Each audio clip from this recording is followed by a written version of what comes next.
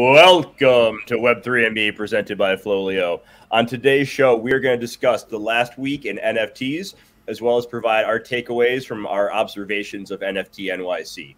As always, please like the video, subscribe to our channel, and most importantly, head over to FLOLiO.com. That is FLOLiO, FLOLiO.com, to use our free portfolio management and marketplace tools.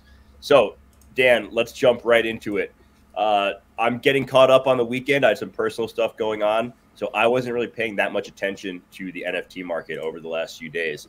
Catch me up a little bit on what is going on. The only thing I know is that free mint summer is continuing and that Moonrunners has been the talk of the NFT market. So give me a little bit of a breakdown on that.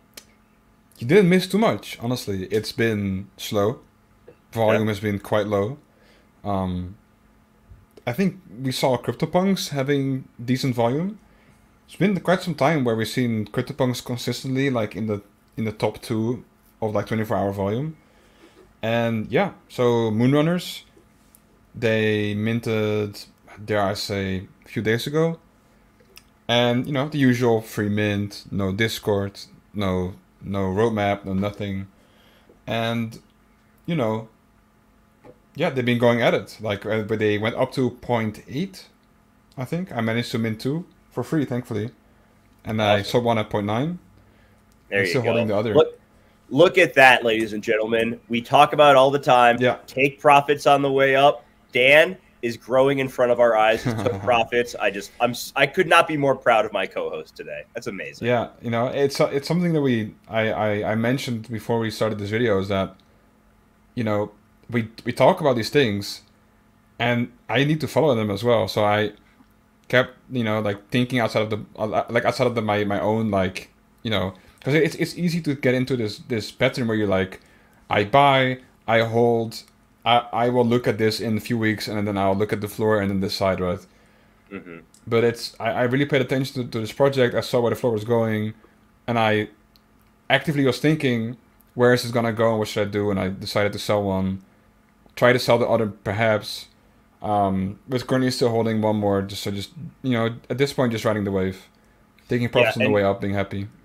I think a lot of people get caught up in the euphoria, and especially with these free mints, we've seen, you know, the goblins run from free to 9 in a couple weeks. We've seen We Are All Gonna Die get up to like 1.5. Now goblins, I think even 3 actually. They got to, no, they didn't get up to 3. I believe so. I believe so. Yeah. I'm gonna pull that up real quick. That's what I heard. At least that's what I heard. I don't know about all that, Dan. Let me pull that up on my end and then see if you are full of shit or not. I might be full of shit. That's what I heard. At least there's a decent chance that you are, Dan. I usually am. But you know, we've seen Goblin Town have a big pullback. They're back under 3 now. We Are All Gonna Die is down to like 0.155 at this point, which is not great from wherever they had been before. So with these free mints, you know, your best case scenario is that it does half as good as Goblin Town did, probably. Yeah. And that's being very, very optimistic. So let's see here. Floor price on We Are All Gonna Die. It looks like on here it topped at 1.72 based on our data. Okay, well, I guess I'm which is still pretty good. You know, that's pretty good for a free mint, and that was with all the hype around like them burning the mutant, all that stuff. So these free mints, like they will run for sure, but you got to be smart and take those profits all the way up. You know, on the way up, because it's not going to go up forever. Yeah, and understand with these free mint projects, the community is not strong, right? The community is as strong as the floor price. If it goes up, then community is happy, they're rallying. The floor goes down, they're like, oh no, oh no. They're very quick to panic. So, and that's because don't have any expectations, right? It's a free mint. The team says, I mean, they usually say, there's no roadmap, don't expect anything.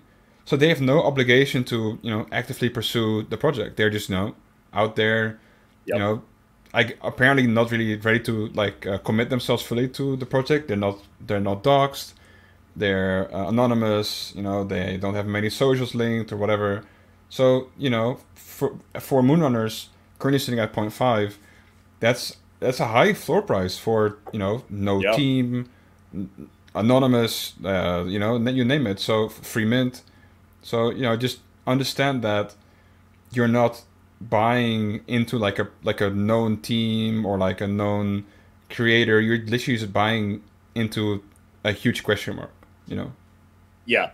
With Goblin Town, it, you know, I'm going to keep going back to them because they have kind of like set, you know, in this current market, the highest expectations of a free mint because they have been, well, I'm not a huge fan of it. They have been very innovative in a lot of their stuff. But that's not to say that every free mint is going to be that way. Like if you're expecting every free mint to have a companion drop within a few weeks and that companion drop to be, you know, an innovative process like the McGoblin Burgers was, you're going to probably be disappointed. You know, there's no Discords, which I don't really use Discords, but they do serve a little bit of a purpose, I guess. But, you know, these projects don't have a lot that they're really offering up. And so it is all based on hype. And like you said it perfectly, like the community is fully engaged once the floor is going up. But it's I haven't seen that much talk about we're all going to die ever since the floor price broke back down to where it is. Like people don't care anymore. Like the burning your NFT, like the people who bought them and then burned them, like I'm sorry, but that you got caught up way too much in that hype. That was really kind of stupid. So let's look at the trending collections over the last week because, you know, Moonrunners is on the top like 3, and they've only been out since what, like Friday or Saturday? Yeah, they've been consistently in the top 24 hours ever since they minted. Yeah, so they're number 3 in the last 7 days, but they haven't even been out for 7 days.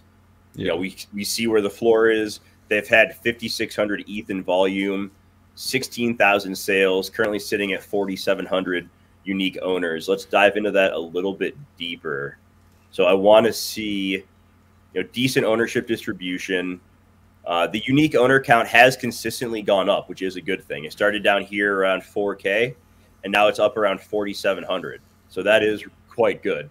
Volume has kind of seesawed back and forth. So I think today and tomorrow are really important to see whether or not this is going to go back up. You know, we see this floor price, a lot of ups and downs as you would expect. Now, if it can break back up, it could have some potential. But if we see it start to go down into like the 0.3 to 0.2, I think it's dead. I think it's dead in the water at that point. Yeah, and having like a huge event tonight as well. So I think it's going to be all like... yeah, talk about that a little bit.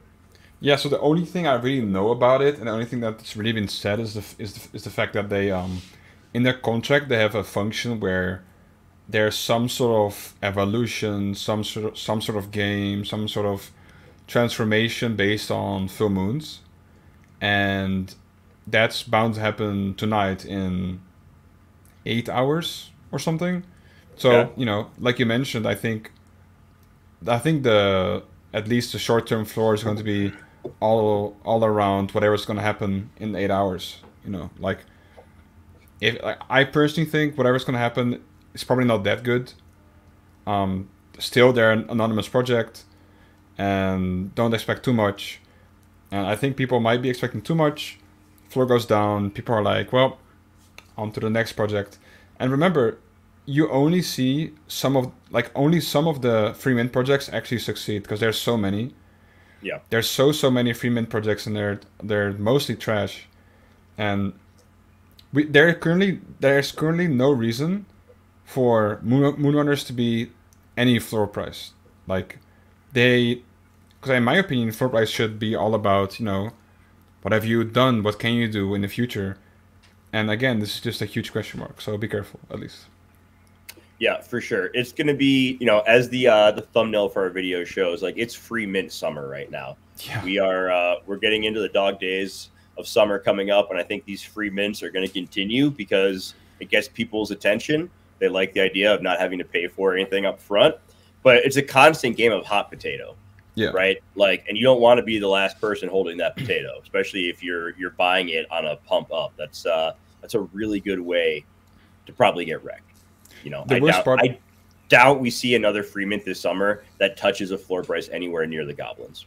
Yeah. And it's funny because I've even seen a few projects paying people to mint. It's What? yeah. Actually, free mint, and then they pay you like 0.01 or something. So people are very desperate. Yeah, absolutely they are. Okay, that's pretty crazy. So a few other things this weekend we've seen. Other Deeds has taken a pretty big run up.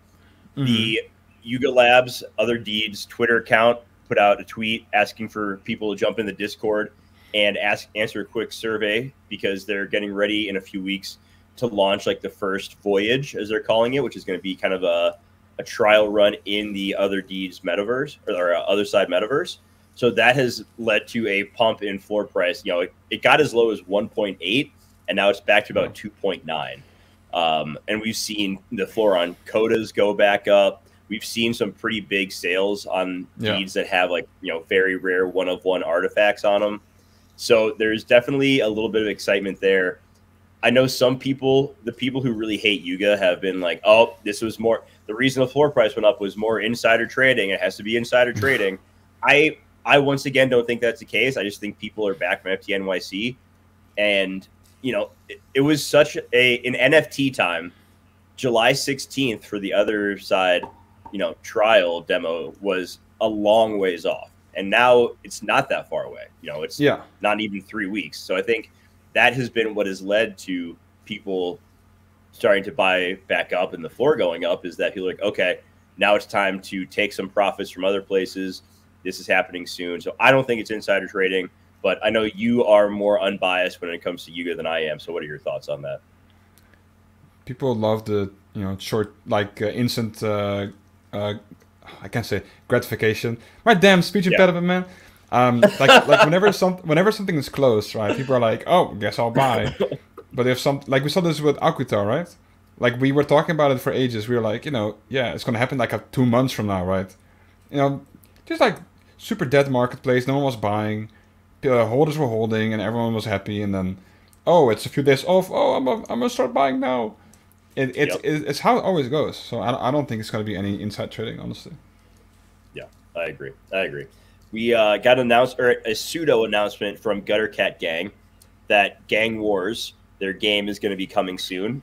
In the tweet, they put the $ in front of Gang, so that also leads us to believe that their token is going to be coming soon. This was already confirmed for Q3 that the Gang token would be coming, and they have been enlisting the help of the same firm that worked with Yuga Labs on ApeCoin. So a lot of people are very excited about that.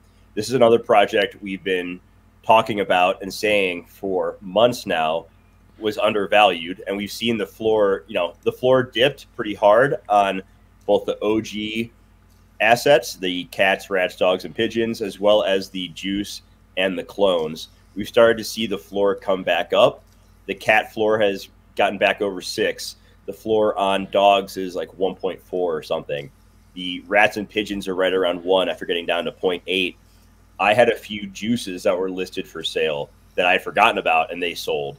So we're starting to see people, same thing that you were just talking about with Aku, you have not really been paying attention to Gutter Cat Gang because it wasn't front of mind, now trying to play catch up. So in my opinion, Q3 of this year is make or break for Gutter Cat Gang. You know, they had a strong showing in New York, nothing like mind-blowing. We'll talk about it in a little bit. But I do think that between their token and the Gang Wars game, they have a lot to prove in Q3. And so holding those assets right now is a bet that they are going to deliver on that, in my opinion. Yeah, you know, I'm curious to see. I believe Steve Aoki bought 2, I think, right? Shit. 3 maybe. Yeah. Ugh. All right. But I think it's above what he bought it for. You know? Hey, maybe we broke the, you know, because he bought near the bottom, honestly. Like, maybe this is the reverse of it. Like, he's gonna help send us to the moon if he does that. Reverse really Aoki. Cool. Yep, reverse Aoki. Okay, so let's jump into some NFT NYC talk. Now, neither of us were there. We're only going on what we saw, basically through Twitter and some group chats that we were in. So, Dan, what were a couple of the biggest takeaways for you? I would say Sausage Fest, I think. I think we've seen, from what I heard at least, there are just the rate of like men to women just off the charts, which is sad to see. But I guess there's, like of course, not only is it like a male-dominated space. I think in general, if you're a woman and you don't have anyone to go with you, I think you might be more hesitant to go alone compared to like a man would. If you're alone and you're a man, I think you're safer or like feel more safe than if you were a woman or something. Yeah, I know. I'm in group chats with a few, with quite a few women in some of them, and a lot of them went to NFT NYC, and they had a great time. Yeah. Many of them went to the Sappy Seals event and said that they felt very comfortable and very safe there, and that all the guys treated them with, a lot of respect. I've heard some stories that there was like some bad behavior at a few of the parties. Obviously something that we don't condone. That's really jacked up if you're mistreating women at these events. Like, that's not what we're trying to do in this community. Like, get your shit together. But, it sounded like World of Women. There's a strong, amount of women there. I heard that Moonbirds, it was like all guys. People were making, it was funny. Every night of Ape Fest, if you could play a drinking game to it and just go through Twitter search and search the word Ape Fest, and every time you saw someone say Ape Fest, more like Sausage Fest, you could take a drink and be drunk within 5 minutes. Like, it was, people were making the same tired ass jokes, but I saw plenty of pictures that had a good number of women in it. It wasn't anywhere close to like a 50% ratio. Like, it was still mainly men. But, I think some of that is overblown. Some of it goes along with the fact that, it is just a more male dominant area, but I think that is shifting a little bit. So, that's definitely the case to an extent. I can't argue with you there. Yeah. For the Wolf Game event, I believe there was a single woman. Just one? A single woman. A 1 out of 1. Yeah. A one of one. Hey, listen. Yeah. That's just sad to see, but Yeah. Yeah. One of my takeaways looking at NFT NYC back in November compared to now, it definitely seems like the events were bigger and better than last year. Yeah. Last year, most NFT projects only did like one night or one day. I know Bored Ape Yacht Club did a few different things, but this year, a lot of projects had like multi-day events. Azuki, I know, had a couple nights. Gutter Cat Gang had like 4 different things. Cool Cats, Cooltopia was going on for multiple days. Yeah. So it definitely seems like a lot of projects took the money they've made in the last few months from royalties and really put it to work, providing a great IRL experience for their holders. And that, to me, makes me even more bullish. Yeah. I saw a lot of people saying that, there's at these events, no one was talking about the floor price and how the floor was down from the all-time highs. They were just having fun, getting to know the people that they've met through these projects on Twitter and in Discord. And to me, the relationships that are being built through these NFT communities has me extremely bullish, because that will keep people around through these bear markets. And the projects that build through a bear market have the potential to be really great when we come out the other side. Because I know some people don't think that the PFP NFTs are really going to make it long term, but I think I disagree with them, man. Like, we are seeing a shift in the way people develop friendships and interact, and you can't like discount that, in my opinion. Like, yes, right now it's only one event a year. You can't, do a ton with that, but over time, I think we're going to see more and more projects have bigger and bigger collections and allow for more frequent get-togethers, to a smaller extent across the country, across the world, wherever. And people are going to want to go to those because the people, their friends that they know online are at these events and have a great time and when they meet. Yeah, and like you mentioned about the floor price, it's something you notice online as well. Much less floor price talk, much less when this, when that, can devs do something. And so I think we really see that a lot of people are just deciding to either take a step back, just calming down, taking a breather, letting NFT world do its thing, and then come back and eventually, hopefully, it's gonna thrive. But I'm sensing a lot of patience as well. So very good, very grown up like behavior, I think. Yep, for sure. So let's talk about some of the biggest winners from NFT NYC. What's at the top of your list for biggest winners? I would go with COVID, I'd say, right? Yeah, in the last few days, everyone on Twitter who went to NFT NYC is popped positive for COVID. Yeah, my girlfriend as well, I believe. She thinks she has COVID at least. She's like knocked out. So was she there? Yeah, for the Cool Cats. Thingy. Okay, so that was going to be my top winner was Cool Cats. Yeah, so very cool. The pictures I saw, to me, no one did a better job of establishing and building on their brand at NFT NYC than Cool Cats.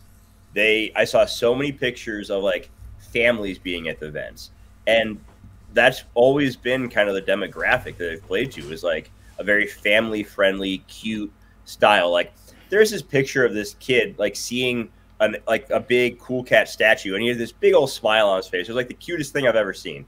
And I think that is really awesome, and they are establishing themselves as that brand that is family friendly. And I know this space is dominated by like 25-year-olds who don't have kids and don't want kids or whatever, but you cannot downplay how valuable IP and branding that appeals to families is. That is just, there's a reason why Disney is so incredibly profitable and makes a boatload of money year in, year out, decade in, decade out, because there's always going to be demand for family-friendly intellectual property.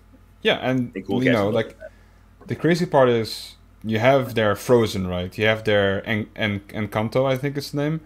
Mm-hmm. And I believe that Encanto is way, way larger and way more profitable than Frozen, which is crazy to think, because I don't know if you remember, but when Frozen released, everything was Frozen. Lunchboxes, hats. Oh, gloves. I remember, Dan. It's all Frozen. Big fan of Frozen. Yep. Yeah, I mean, it's great, but so I think that goes to show that there's still a huge market for cutesy stuff, and it's gonna keep on growing and evolving. And in a few years down the line, we're gonna be talking about how, oh hey, remember Encanto? Oh well, this new Disney thing is like significantly larger than Encanto, and it's gonna be another Disney animated cutesy stuff, Yep, for sure. Yeah, I think Cool Cats did a great job. I already mentioned Sappy Seals. They had two parties, and I'm in another chat with a bunch of Sappy Seals. It sounded like a great time. I wish I could have been there, but also the parties didn't start till 11 p.m., which is way past my bedtime, so I couldn't have survived that anyways. But people love that. We've seen it reflected in the floor price. During NFT NYC, the floor was down around 0.55. It ran as high as 0.95 recently. It's pulled back to around 0.8. But a lot of people have seen that the Sappy Seals community is very strong. And the communities that can joke and have fun through the bear market, like I said, are going to survive. And no one does a better job of that than the Seals. So big shout out to them. Ape Fest, I think it was a pretty good win overall. The first night wasn't great. I don't think anyone was a huge fan of Amy Schumer. And oh no! Was she at Ape Fest? She was the opening act night one at Ape Fest. And why? I don't know. And her set was not well received. Because she was like bashing NFTs, but not really doing it in an original way. No. The music that night was LCD Sound System. That's cool. Which is it's a good act. And then Questlove was a headliner. A lot of people were not thrilled about it, even though Questlove is incredibly talented and a legend in his own right. It sounds like he had to step in last minute for a cancellation. That hasn't been confirmed. Well, he was there the last night. That's cool. It wasn't confirmed, but it sounds like Questlove had to step in for someone who canceled last minute. The belief is that it was Justin Bieber because he's had his health issues lately. But, the Roots played the second night, I believe, and he's part of the Roots, so he was already there for it. So I think that's kind of a very likely scenario that he stepped in to cover for them. They had the Roots and Lil Baby on night 2. Night 3 was Future was the main act, and I forget who else. And then the last night was huge. Lil Wayne was there, and then Eminem and Snoop Dogg.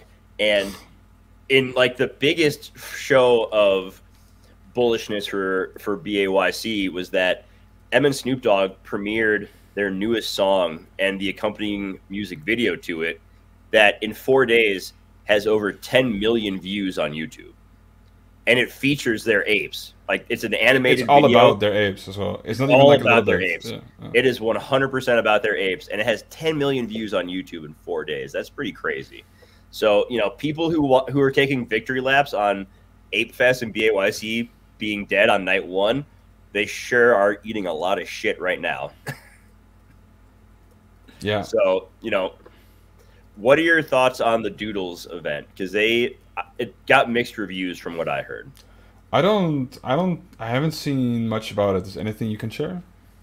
So there was like an in-person activation, where you could mint some stuff there.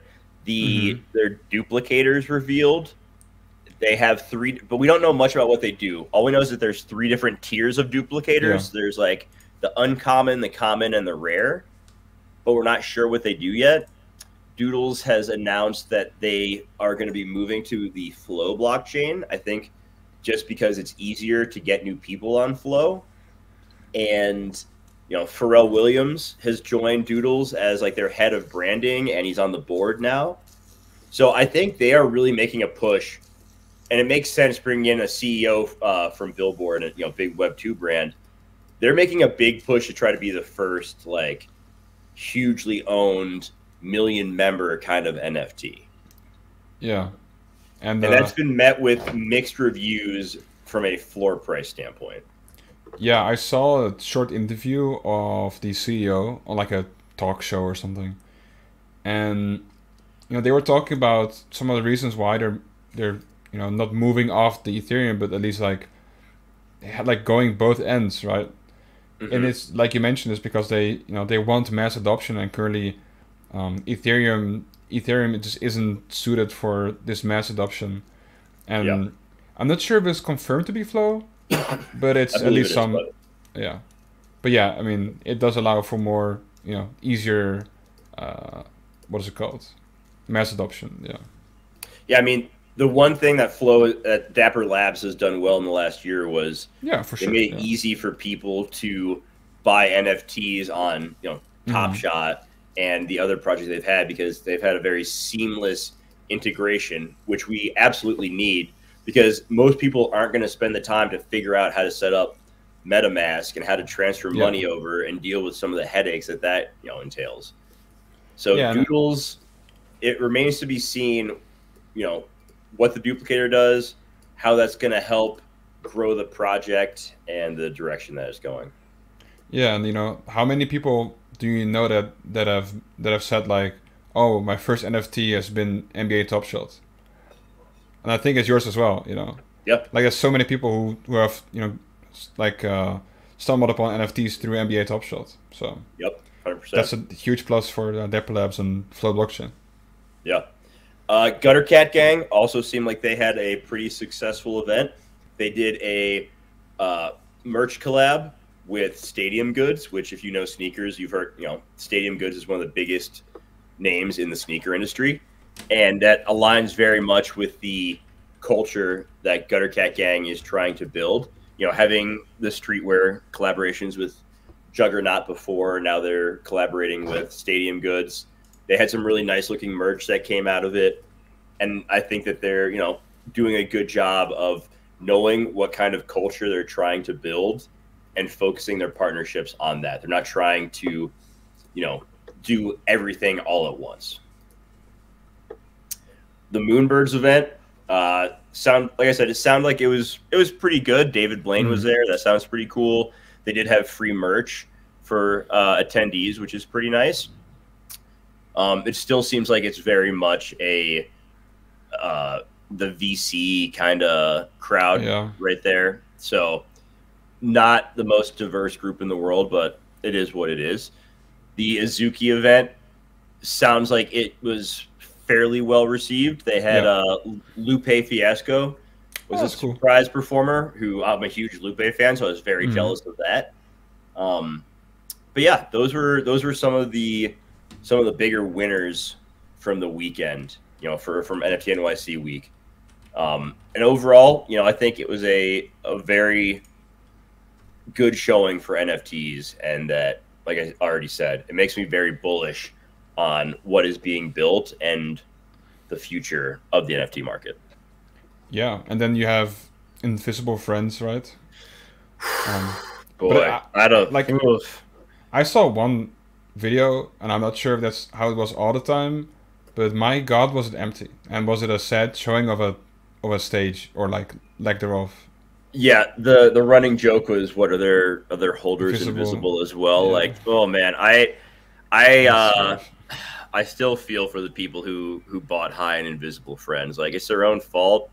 They should have known better, maybe, but man, invisible friends are having a tough showing. Yeah, I mean, like the floor isn't that low. I think last time I checked was like 3 ETH or something, but if you look at this and you can see there isn't a community. There is no one that is actively building there, or like the community, or like there is no community. That should be a sign to sell. Yeah. Right? Like there's no one backing the project. It's time to leave. Yep. Time to pack up, call it a day, take your money and run if you still can. You know, we talk about learning from our mistakes. Well, being anchored to the price that you bought in at and hoping that it goes back to that is an anchoring bias that you need to get over. Sometimes it's okay to sell for a loss if there's a better place to put that money.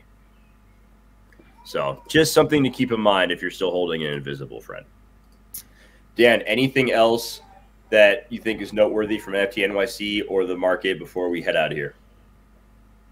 I'd say overall, very positive, very happy about how the projects have approached it, how the community's reacted, in general, how the community is nowadays in the bear market.